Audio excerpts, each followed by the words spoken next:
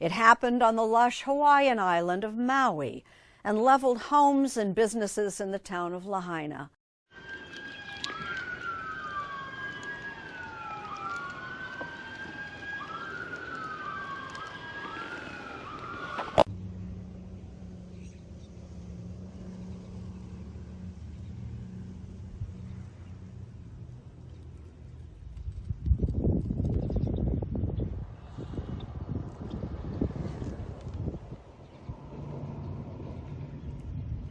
And see, that's where my clothes I sat down, where those hangers are right there, that's where they went poof. And I was running about right there, and I just dived down like this. I had a shirt on, you know, I fucking dived down and just did a belly thing like this, because I know the air, you got to get down, you know what I mean? So you were you just dove into the water there? Yeah, right, lay down, because you stand up, they hit you, you're dead. You go burst in the flame, you know what I mean? Because when the wind would blow this stuff, and blow the fire down, it would be balls. It looked like I'd never seen nothing in my life. Like fire hail? Yeah, fire hail. Oh my God. Meanwhile, holy shit. I gotta get out of here. Coming at you, it's 70, 50 mile an hour wind, and you're like, whoa! You know, and when I seen that blow like that, I never seen nothing like that. It was like if you threw a match on like a charcoal fire, just like when you throw a match, that's what it went like, boom, and it was gone. Because when the wind would blow this stuff and blow the fire down, it would be balls. It looked like I'd never seen nothing in my life. Like fire hail? Yeah, fire hail. You had to, it's dodgeball with death. Yeah, the fireball, dodgeball with death. Whenever I seen that thing right there, it'd go like that, poof! When we pick up the remains and they fall apart, and so when you have 200 people running through the scene yesterday, I don't know how much more you want me to describe it. That's what you're stepping on. And then I heard people, when I seen the pictures the next day of people, I thought, oh crap, if that thing hit me right there, I was poof. You know, I just did the belly dive right there. Woo! Oh my God. This is a huge problem about to kick off. Oh my God. Oh my God. So much fuel. And it's just going to set the whole block off. The images show where evacuation routes were pinched off. The fire was boiling over into the structures. It's a real concern on the Central Coast, as we have seen in recent fires. And what you think a fire will do may not be what happens. It could be faster than you move and faster than a warning message gets out. This is one of those concerns that we've been warning our residents about with climate change and changes in how the dynamics of fire behavior. Fires are moving faster and hotter than we've seen in previous years. Huge embers, small embers, it was glowing, it was hot. That's where this is getting out of control, those little demon embers. Oh my God. Meanwhile, holy shit. That's where this is getting out of control, those little demon embers. Annalise Cochran says it was the sound of dozens of personal home smoke alarms going off that alerted her to the intense flames headed toward her Lahaina apartment. There was embers that were the size of small boulders that were flying through the air. She grabbed a few belongings and her pet myna bird chickadee and jumped in her car. And it was pitch black. Satellite images show what was and what's been lost. Community after community, almost wiped off the map. This was someone's home, now reduced to ashes. We thought we were okay, but then the wind came, the gas stations blew up, everything caught fire by the brush, and then we just had to evacuate. The fire started after a prolonged period of dry weather in Maui. The grasslands and high winds have helped it spread. But then he said something to me I found so striking. He said, I want people to understand this is not a numbers game. So he's saying that he doesn't want people to just quickly ask, what's the new death toll? He doesn't want that to be like that. He says this is a personal thing. He goes, it's not just ash on your clothing when you take it off. It's our loved ones. that really is how the people here are feeling. Diane? It's heartbreaking. When we pick up the remains and they fall apart. And then things got even worse. When the cars started exploding, they went off one by one. It was incredibly scary. The whole ground would shake. Sadly, her elderly neighbor did not survive. He passed away in the fire. And he hopes that the state's oldest tree can survive. Now, the tree is absolutely surrounded by unrecognizable buildings. The harbor and boats that were 50 yards out were burned, which shows just how hot and far those flames actually went. The Maui police chief saying only 3% of the 5 square miles have been searched by cadaver dogs so far. 89 have been confirmed dead now of just 3% of this search site. Put that into perspective. Officials say 12 more cadaver dogs are coming to help in the search. We saw dogs looking over a certain area today. I believe it was the old theater, and dogs, it's really hard to watch and process and see all of that happening. Now, the police chief says loved ones who cannot find their family should go to the Family Assistance Center and do a DNA swab so they can identify loved ones. But what we're learning and understanding by the federal government is how quickly this fire moved. It jumped structure to structure, and it outpaced what they said anything firefighters could have done. Don't want this to become a cleared space where then, yes, people from overseas just come and decide they're going to take it. The state will take it and preserve it first. The FEMA director says all necessary resources will be given to Hawaii during this absolutely tragic and hard to process time. And we did just finish that press conference, so we have a lot to digest and we have a lot more information to give you guys, and we will. Oh, this is live right across the street from my house. Freaking power line just went down. See them right there. That's the power line that started from up the road there. And all of that is still burning. He used a garden hose to wet down his property. So far, there's been rampant speculation that power lines are to blame for sparking the fires. A lawsuit has already been filed, but there's been no definitive evidence, and the exact cause remains under investigation. The state is aware of it, and yet we had not taken the actions that are necessary, that we must take now. HECO has a 500-page climate adaptation and resiliency plan sitting before the PUC for more than a year now. We had not prioritized that fire mitigation plan, and that ultimately should have incorporated best practices from the mainland utilities such as California. Here's why HECO says that's not done in Hawaii. Both HECO and Potter emphasize it is not yet known what started the blazes, but Potter and others saw poles and lines down and many blocked escape routes and roads. That's one thing when we say, okay, who started the fire? But the reality is when that infrastructure failed, and it did, people were trapped. We know those lines that hit the ground, some of them were live. We hadn't de-energized even when these power poles were toppling. Power lines are like spaghetti strings everywhere. It's not just one down power line, it's 50. They're just everywhere. And so I get up in the dark, I go to work, they still have power goes out there. I go home, and I look out the window, oh my God, there's smoke. It's like 8:30. Like 10 minutes later, I go out onto the field and look at it, and I'm just horrified. It's just so much heavy smoke being pushed at such a high velocity. It doesn't even rise. It's just being funneled straight into Lahaina from right across the highway from Lahaina, like maybe a couple 100 yards or something. And there's a couple houses right in that spot, and they're going up, boom, boom, and there's a gas station right there, and it eventually goes boom, and all that heat and all that wind just funneling it right into Lahaina, where people are like, it's 9 o'clock in the morning, they're sleeping in, their windows open, they don't know what's going on. Receive information from emergency medical systems and from text messages or emails that were being broadcast. So when can the public expect results? It can take months or years. Down and see this.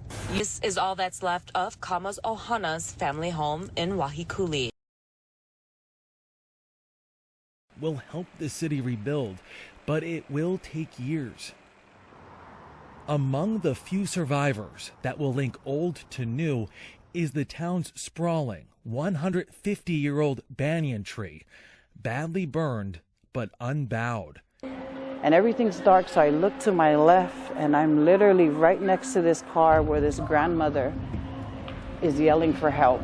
And she's just telling me, please help me, I have a baby. I reached over, I grabbed this baby, and I told my kids, you guys run. Look at that chicken.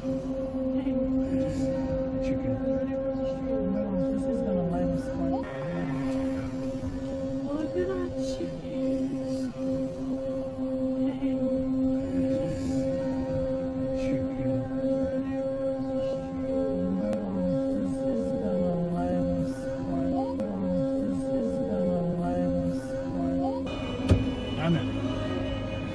Fire underneath that truck. Big. One of our exits was blocked by fires, so we knew it was going to be bad. We didn't know how bad, and now my efforts have been mostly trying to, one, get fuel to people that are stranded on the west side that are okay to get in their cars to be able to get to houses that have been people that are stranded on the west side that are okay to get in their cars to be able to get to houses that have been volunteered, with space to house people who are displaced right now. How much warning do you feel like residents had? Look, this was just an unusual circumstance, and, look, everybody was caught. Just minutes after their car caught fire. There's this.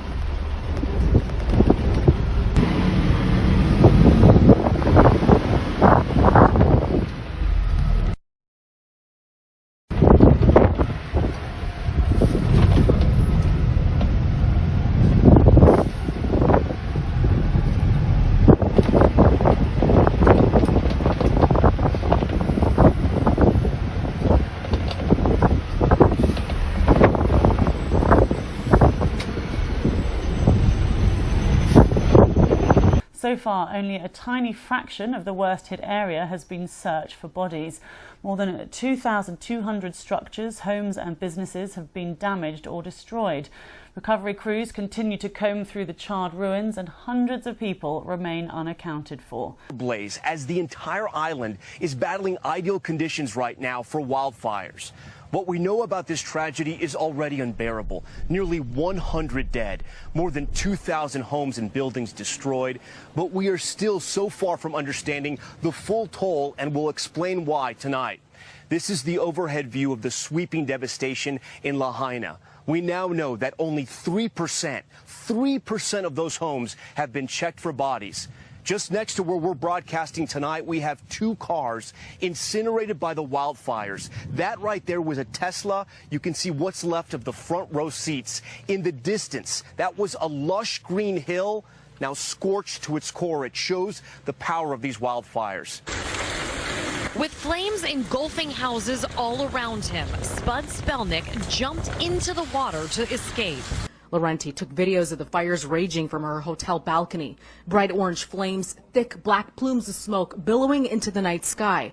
Firefighters working tirelessly day and night to battle the infernos. And the minute they would put one fire out, another fire would reignite. Laurenti shows us the beauty of Lahaina before the wildfires, lush tropical greenery and crystal clear beaches, and the heartbreaking images after, hell in paradise as she calls it. Everything was gray and ashes and dust. As we were driving by, there was still a burning building, and the folks were outside watching their building, everything that they've lived for, just burned to pieces to the ground. There are 2,200 structures destroyed or damaged, nearly 100 confirmed deaths, with that number sadly expected to rise.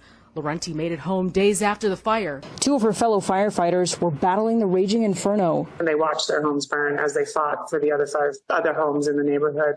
I hit really hard. I was like, oh my God, you guys just watched your house. It was super hot and we had to hide behind the engine.